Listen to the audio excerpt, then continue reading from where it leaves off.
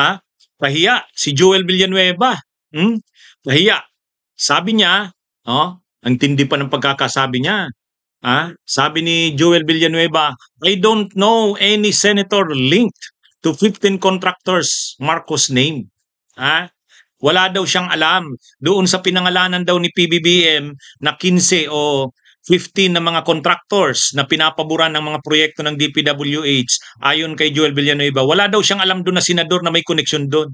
Ay biglang lumabas na isa doon, yung contractor doon na isa, yung kay yung Centerways Construction and Development Corporation, ano? Pag-aari ng isang nagngangalang Lawrence Lubiano ay top campaign contributor pala ni Chis Escudero sa eleksyon noong 2020 2022. Nag-donate sa kanya ng 30 million. O paano yan, Joel Villanueva? Wag mong sabihin walang koneksyon si Chis Escudero doon sa contractor na yon. Isa yun sa pinangalanan ni PBBM. O di ba, mga kabunyog, balinaw pahiya si Villanueva. Yan yung ating palalimin ngayon na pag-usapan sa ating punto diretso. Nag-press con si Villanueva. Nag-press con, mga kabunyog. Ang yabang, pinagmamalaki niya na wala daw. Sabi ni Joel Villanueva, no senator linked with contractors with most flood control projects. Senator Villanueva says. Ang problema, yun na nga, mainit na balita nitong nakaraang araw na ito na yung isa sa mga contractors doon sa 50 na yon ay yung Centerways, no? Yung Centerways Construction ay pag-aari ito ni Lawrence R. Lubiano. Itong Centerways Construction and Development Corporation ay nakabase sa Sorsogon o taga Sorsogon. At sa sinabmit ni Chis Escudero na SOSE, Statement of Contributions and Expenditures noong 2022 nang tumakbo siyang senador, ito ang kanyang top contributor ng pondo, 30 million. 30 million. Ang nagastos niya daw noong eleksyon na yon ay 146.5 million. Yun yung cash contributions na pumasok pala sa kanya, 146.5. 20% ng 146.5 which is 30 million galing doon kay Lawrence Lubiano. O paano mo ngayon yan masasabi, Villanueva, na wala? Wala. Ibig sabihin nag-donate lang si Lubiano kay Escudero na wala silang koneksyon? Sus naman. Sino namang papaniwalaan yung lulukuhin nyo sa ganyan? Itong si Lubiano, mga kabunyog, itong kanyang Centerways Construction and Development Incorporated, noong 2021, bago pa ang administrasyong Marcos, ang naturang construction firm na taga Sorsogon, mayroon lamang 5 flood control projects noong 2021. Pero noong 2022, bigla itong lumubo sa 44 na kontrata. O imagine nyo, from 5 noong 2021 naging 44 ang flood control projects nito noong 2022. At ayon din sa ulat, 96% ng mga proyekto nitong construction company na ito mula 2021 hanggang 2024 sa Bicol Region binuhos.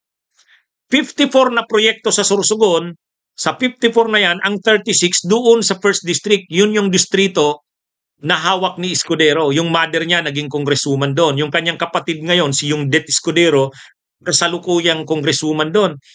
Sa 54 na project sa buong Sorsogon na flood control, 36 doon sa 1st District. Paano mo yan sasabihin, Joel Villanueva? Walang kaugnayan si Chis doon? Nag-press con si Chis, sabi niya wala siyang kaugnayan doon. Sino namang maniniwalang walang kaugnayan? Coincidence lang pala lahat yon. Unang-una, nag-donate sa kanya ng 30 million. Pinakamalaking contributor niya, donor. Pangalawa, lahat halos ng projects ni Lubiano ay doon sa Sorsogon at doon sa distrito ng kapatid. Ano na naman yun? Coincidence na naman yun. Ay, wag nyo nga naman kaming anuhin, Joel Villanueva. Sino namang maniniwala sa inyo sa ganyan? At ito ang kailangang alamin. 15 yan na mga kontratista. Sa susunod na mga araw, lalabas pa yan. Huwag kang magsalita ng tapos, Joel Villanueva, na wala. Wala daw kasing involved na mga senador diyan sa 50 na yan. O naisahan na ngayon. O nauna na ngayon yung isa. O si Chis mismo. Ha? Si Chis mismo. Siyempre dinideny ni Chis. Wala naman daw siyang alam diyan sa transactions na yan ni Lubiano. Kaya lang, yung bang ganun? Coincidence lang ba yun? Sigurado bang wala siyang alam diyan? Unang-una, top campaign distributor niya.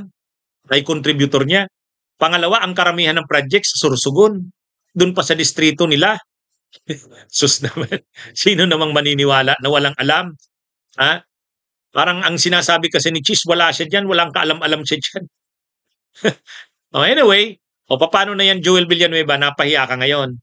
Antabayan natin sa susunod na mga araw. Iisa-isahin yung 15 na yan na mga contractors na pinapaboran ng DPWH. Si PBBM na mismo ang naglabas niyan. Sa susunod na mga araw, malalaman natin sino pa sa mga senador ang mayroong koneksyon dyan sa 50 na yan na mga construction companies. Malalaman natin yan. Saka ka magsabi ngayon, Joel Villanueva, na wala. Ngayon pa lang, napahiya ka na eh. Nagsasalita ka kasi ng tapos. Pinagtatanggol mo si Chis Escudero kasi binigyan ka ng 12 billion doon sa insertions na yun ng yung 142.7 billion na insertions ng 2025 budget, 12 billion doon sa probinsya mo. Hinahanap nga ng governor ng Bulacan yun eh. Nasaan ba yung 12 billion na yan na flood control projects ng insertion ni Chis? Baka ikaw nun, Joel Villanueva, bang nakakaalam? Ang tanong, sino bang kontraktor ang pinahawak nyo dyan? Anyway. Bunyog, bunyog, halikan na kasama ka. Bunyog, kapag buklod ay may pag-asa. Luzon, Visayas, Mindanao, isa ang pananaw. Sa bagong Pilipinas ang bunyog isisigaw. Bunyog.